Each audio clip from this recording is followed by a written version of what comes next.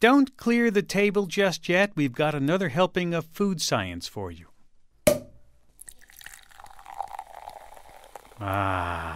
We've got some scientific advice on how to get the most bang out of your bubbly.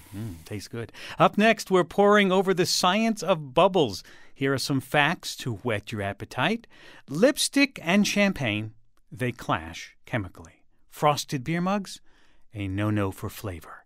And if you want to keep that open champagne fizzy, corking is not the answer. What is the answer? Well, here to explain is Bubble Master Dr. Richard Zare. He is professor of chemistry at Stanford University in Palo Alto, California. Welcome back to Science Friday. Happy New Year. Well, thank you, Ira. Same to you. Thank you very much. Let's go through some of this bubbleology tips for us. Do you have any tips for getting the most flavor and fizz out of champagne? Well, it turns out that as it warms up, you get more volatiles that come off when it evaporates. And that's, of course, very enjoyable because most of our taste comes from smell, not actually from inside our mouth. So let it warm up a little bit before you drink that icy stuff. That's right. This also actually applies to beer, Ira. Let me mention some things. Many people drink beer just from the bottle. And while I understand how quickly that is to take in the beer that way, because as I mentioned to you, smell is involved. You just don't get much smell when you put a bottle to your mouth. Much better is to drink beer from a glass. Mm-hmm. Now, what type of glass? Well, many bars serve frosted glasses. They think that's quite fancy and wonderful, but actually I think that's a bad idea, as does my friend Norman Metzger in Washington, D.C., who pointed this out to me. It turns out that if you cool liquids that contain gases, the liquids dissolve the gases better, and it is the gas coming off the liquid which is part of the aroma, which really makes, again, beer be so enjoyable to many of us. Now, I understand that on a very hot day, nothing like a really cold beer, but in terms of taste, sipping from a glass that's cool is really quite wonderful.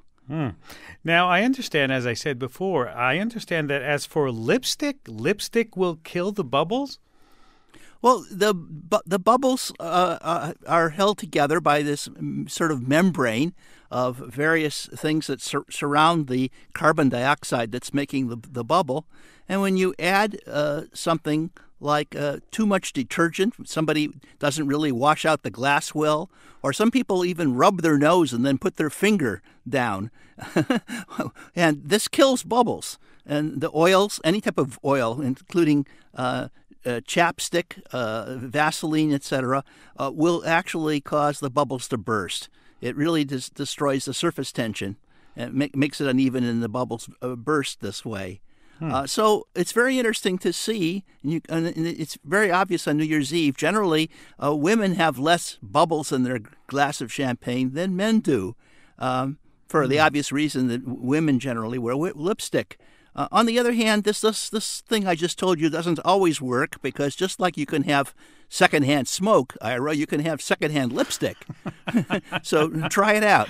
I'll tell you, what a pickup line for New Year's Eve. I'm doing a scientific survey of the lipstick around here, and I ask you a few questions about your lipstick and your champagne. There's an opening for you. All right, let's talk about having that open. But you've now opened our bottle of champagne. You want to save it a little bit for the morning after. What's the best way to save it? I know you have done experiments about the best way to keep the bubbles in a bottle of champagne fizzy till the next morning. Well, actually, Hal McGee and he's the curious cook, who wrote a column for the New York Times for that subtitle, I think, looked into this. And the truth is that the best way to keep gas dissolved in your liquid is to keep the liquid cold. Anybody who's played around with water knows as you start to heat it up, it really drives the gases off. And hot water is much flatter, and so is any liquid, and it releases gas that way. So you really, to keep your champagne effervescent, you want to keep it cold. So returning it to the refrigerator or keeping it in an ice bucket is just the right thing to do. You don't have to put the cork back in it or anything You actually do not. There's enough carbon dioxide in the champagne to go on for many days. We've seen that. There's something else that's interesting that happens if you leave the champagne uncorked. Just like with wine, you get a change in its taste due to some oxidation from the air. And that actually can be quite pleasant, too. I'll bet you have spent many hours verifying. Oh, it requires it. All in the name of science, Ira. Of course. But what about that trick of sticking a spoon down the neck of the champagne? Is that all just an old wives' tale? Well, from what I can tell, the only effect the spoon has, like a silver spoon, is if it helps cool the bottle down when you put it back in the refrigerator. Otherwise, I don't think it works. Now let's talk about the bubbles in your glass of champagne or your glass of wine, because there's a whole bunch of physics going on there, isn't there? And let me start with a lot of chemistry too. Of course, you're a chemist. You would be saying that. Well, let's consider how the bubbles get there in the first place, or what goes on in champagne. I think it all starts with this Frenchman by the name of Dom Pérignon, who lived about 1639 to 1715, and developed this thing called the méthode champenoise, where you take some type of wine and you bottle it again with sugar and yeast to cause a second fermentation.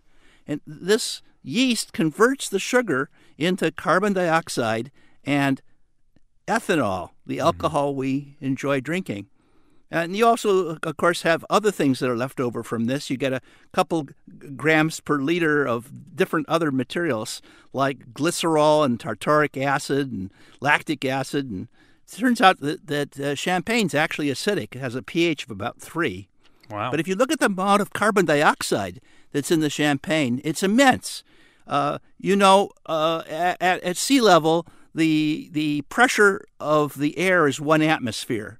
The amount of carbon dioxide in the bottle of champagne when you opened it is something like 7 atmospheres. It's loaded. It's supersaturated. It wants to come out. And here's the problem. How do you get bubbles to come out? It's just one of the same questions about how do you get clouds to rain. You need some form of nucleation, something to happen. And now I need to tell you that most of champagne is actually just water. And water loves water. Water loves water so much that it crushes little bubbles. And you don't see bubbles ever form in the middle of a glass of champagne. The same way you don't see bubbles form when you boil a pot of water and you look at it. The bubbles do not form in the center of the liquid. Instead, they form on the walls, on the sides. Why? Because they need to hide and grow to a critical size. And they tend to actually form on various forms of, well, shall I call it dirt, fibers, dust, scratches in the glass, places to hide and build up to be a big enough bubble so it can escape and not be crushed by the water. Let me just interrupt for a second and remind everybody, I'm talking with Dr. Richard Zare on Science Friday from NPR. So that's why you see them forming in lines. They may be lining up in a crack in the glass, or they're coming off the sides. And I guess you can revive a stale glass of beer by nucleating it somehow. Well, one of the simplest ways, but I don't recommend it, of seeing this effect is to dump in a tablespoon of either sugar or salt into a carbonated beverage. You'll see a great deal of foam being formed. Wow. Sand will work, too. I don't recommend any of those 3. Well, does that explain why in soft drinks like root beer, which has a lot of fizz inside of it, when you make a root beer float and you pour it on the ice cream, it just explodes with foam because the ice cream has all those little nooks and crannies in it? Yes, and ice cubes, too. Let me talk about ice cubes for a moment. Please. Have you ever noticed that when you pour any carbonated beverage on ice cubes for the first time, lots of foam. Right. You drink it, then you say, I want a refill. The next time people pour on the same ice cubes, right? Right. Much less foam. It's not that the bottle has gone flat. It's that all the sharp spots on the ice, the asperities on the ice, have melted away. And without these little nooks and crannies, again, the carbon dioxide doesn't know how to escape. It wants to escape.